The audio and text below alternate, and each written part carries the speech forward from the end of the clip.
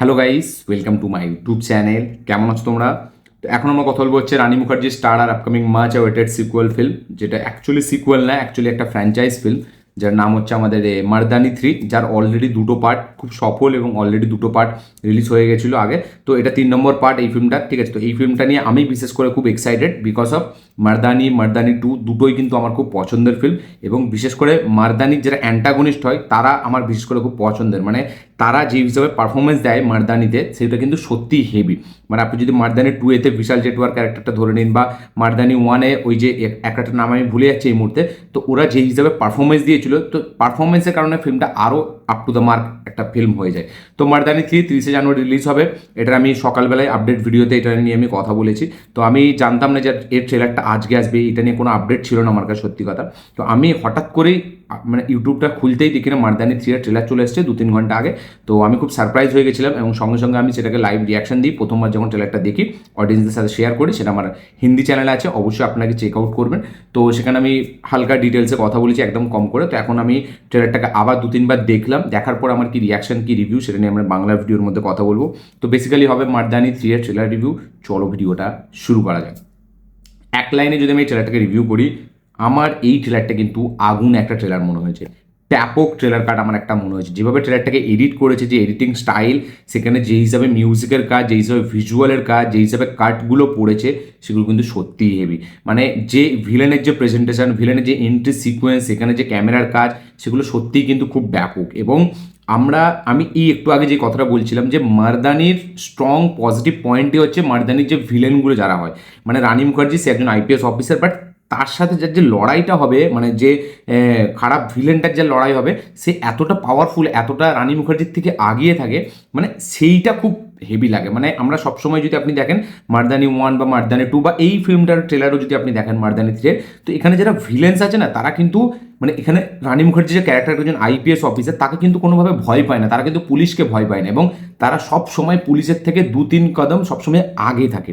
তো এইখানেও কিন্তু আমরা যে দেখতে পাচ্ছি, এই যে মল্লিকা প্রসাদের যে আম্মা আম্মা বলে যে ক্যারেক্টারটা, সে যেভাবে প্লে করেছে, তাকে যেভাবে একটা কী বলবো, একটা এক্সপোজার দেওয়া হয়েছে, তাকে যেভাবে একটা গ্র্যান্ডভাবে একটা প্রেজেন্ট করা হয়েছে, ঠিক আছে, তার যে একটা অরা এখানে ক্রিয়েট করা হয়েছে, সেটা সত্যিই কিন্তু ডেডলি, সেটা কিন্তু সত্যিই ভয়ানক। এবং এই গল্পটা আমরা দেখতে পাচ্ছি যে চাইল্ড ট্রাফিকিংয়ের ওপরে হচ্ছে, এবং গল্পটা ট্রু ইনসিডেন্টের ওপরে বেস্ট। এবার রানী মুখার্জি আছে, সেটাকে ইনভেস্টিগেশন করছে, এবং এই আম্মা সে একটা গ্রুপ চালায় মানে ভিখারিদের, এবং তার সাথে সাথে সে অর্গান সাপ্লাইও হয়তো করে, বা আরও তার পেছনে অন্য কিছু হয়তো কোনো মাকসাদ আছে। তো সেই গল্পটা আমরা দেখতে পাবো। তো গল্প লেভেলে নতুন আমরা কিছু ইউনিক পাচ্ছি না, বাট যে প্রেজেন্টেশন, যে এক্সিকিউশন, সেইখানে কিন্তু খুব একটা দারুণ একটা এঙ্গেজিং একটা ফ্যাক্টর আছে। মানে আপনি যদি ট্রেলারটা দেখেন, ট্রেলারটা যেভাবে যেই নোটে স্টার্ট হয়, একটা হিরোইক প্রেজেন্টেশন, হিরোর এন্ট্রি হচ্ছে রানী মুখার্জি, তারপর আমরা দেখতে পাচ্ছি ভিলেনের একটা হিরোইক প্রেজেন্টেশন, ভিলেনের এন্ট্রি হচ্ছে, তারপর দুজনের মধ্যে ফেস অফ, দুজন লড়াই, একটা কুকুর বেড়ালের একটা দৌড়াদৌড়ি, একটা মানে একে অপরকে তাড়া করার যে ব্যাপারটা, এখানে রানী মুখার্জি সেই ক্যারেক্টারটাকে খুঁজছে, যে আম্মার ক্যারেক্টারটা কে, আম্মা সে তার নিজস্ব একটা রাজত্ব চালায়, ঠিক আছে, তাকে ধরার ইম্পসিবল একটা ব্যাপার, পসিবল না। এবং রানী মুখার্জি সে সমস্ত সোর্স লাগিয়ে তাকে খোঁজার চেষ্টা করছে, কিন্তু সেই আম্মা সে রানী মুখার্জির বাড়িতেই আছে, ঠিক আছে। তো এরকম টাইপ অফ একটা যে একটা অ্যাপ্রোচ, যে ভিজুয়াল, সেটাকে এখানে আমরা দেখতে পাচ্ছি। এবং বিশেষ করে একটা ডায়লগ আছে, যদি আপনি দেখেন, আমি হিন্দি চ্যানেলেও এটার কথা বলেছি, যে যখন আমরা দেখতে পাচ্ছি হসপিটালে রানী মুখার্জি বসে আছে, তার কাছে একটা ফোন আসছে এই আম্মার, সেই ফোনটা করেছে। তো এবার সে যখন বলছে যে সিগনালে যারা যারা এই মানে যা আমি কাট পাই, মানে সিগন্যাল থেকে যতটা পয়সার আমি যে ভাগটা পাই, সেটার 1 ভাগ কিন্তু পুলিশের কাছেও যায়। তখন যে রানী মুখার্জির ডায়লগটা বলে, যে হয়তো ওয়ার্দি অনেকজন বেঁচে দেয় পয়সার জন্য, কিন্তু তোর এখনও এমন কোনো মানে সেই একজনের মধ্যে এমন একজনের সাথে তোর পালা পড়ে গেছে, যেটা কিনা মানে সে কোনো কাট নেয় না, সে কাটতে জানে, ঠিক আছে। তো ওই যে ডায়লগটা, যেভাবে রানী মুখার্জির চোখ থেকে জল পড়ে, এবং ওখানে যে হিরোইক যে ডায়লগটা, যেটা মাস ডায়লগ, ওটা চরম লেভেলে ছিল, এবং ওইটা কিন্তু মার্দানিতে রানী মুখার্জিকে একটা পিক লেভেলে নিয়ে যায়। এবং আমি সবসময় মনে করি যে রানী মুখার্জি খুব দারুণ একজন পারফর্মার, খুব দারুণ একজন অ্যাক্ট্রেস। সে তার অ্যাক্টিং লেভেল স্কিল কিন্তু হেভি, সেটা আমরা নরওয়েতে দেখেছি অ্যাজ এ লিডিং ফিল্ম, বা মার্দানিতে আমি দেখেছি।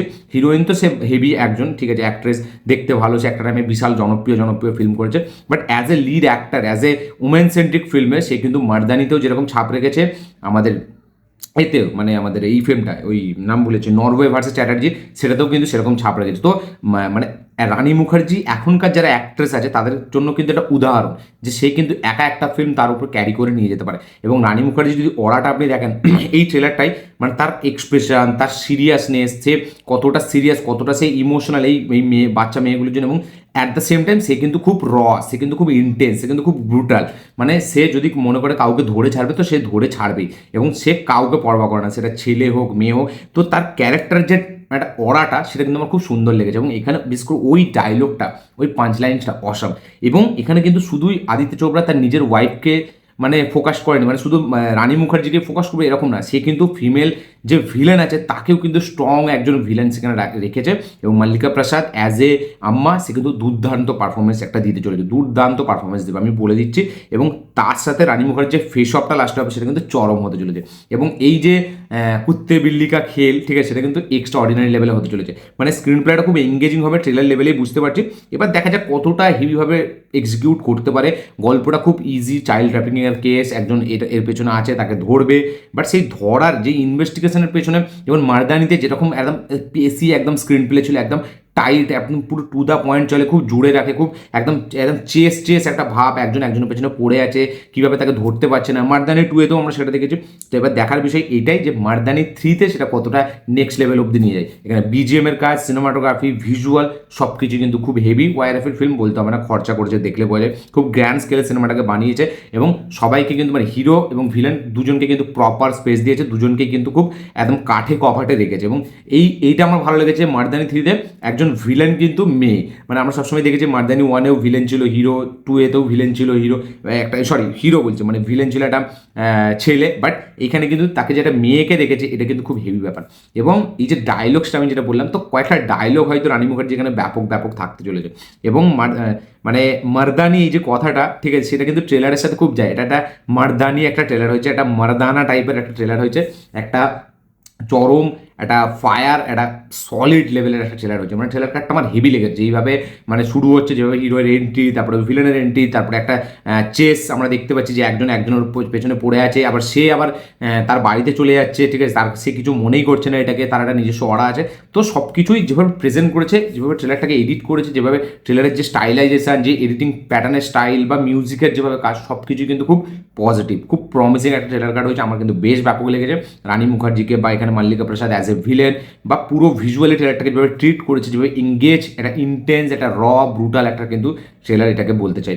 এবং আমরা সকলে জানি এখন ব্রুটালিটির একটা ট্রেন্ডিং, তো এই ফিল্মেও কিন্তু ব্রুটালিটি থাকতে চলেছে, এখানে হাত কেটে দিচ্ছে, আমরা দেখতে পাচ্ছি যে সেই মানে নিয়ে ওই কী বলে অ্যাক্স টাইপের যেগুলো মাংস কাটে সেইগুলো নিয়ে ফাইট সিকোয়েন্স হচ্ছে। তো সব কিছু কিন্তু খুব খুব ব্রুটাল হতে চলেছে। আমার ট্রেলারটা যথেষ্ট এঙ্গেজ লেগেছে, যথেষ্ট আমি খুব এক্সাইটেড এই ফিল্মটাকে নিয়ে। সত্যি বলছি, মানে এরকম ট্রেলার দরকার। মারদানির প্রত্যেকটা মারদানি যতবারই এসছে প্রত্যেকবার কিন্তু ট্রেলার কিন্তু খুব স্ট্রং, খুব প্রমিসিং কাজ করছে। হ্যাঁ, মারদানির প্রথমটা সব থেকে বেশি সফল হয়েছিল, সেকেন্ডটা অতটা সফল হয়নি, বাট এই থার্ডটা আমার মনে হচ্ছে হয়তো সফল হবে। এবার দেখা যাক স্ক্রিন প্লে লেভেলে কতটা হেভি, একদম একটা পেসি স্ক্রিন প্লে, একদম টু দ্য পয়েন্ট রাখতে পারে, কতটা সিরিয়াসনেস, কতটা মানে এই যে ইনভেস্টিগেশনটা হচ্ছে তার মধ্যে কতটা এঙ্গেজ ফ্যাক্টর থাকে, সেটা দেখবার মতো বিষয় হবে। আমি তো খুব এক্সাইটেড, এই ফিল্মটা আমি থিয়েটারে দেখবই। আপনারা কতটা এক্সাইটেড মারদানি 3 নিয়ে অবশ্যই কমেন্টে লিখে জানাবেন। যারা আমার হিন্দিতে লাইভ রিয়াকশনটা দেখেননি অবশ্যই যান, লিঙ্ক ডেসক্রিপশনে আছে, অবশ্যই গিয়ে হিন্দি চ্যানেলটা ভিজিট করুন।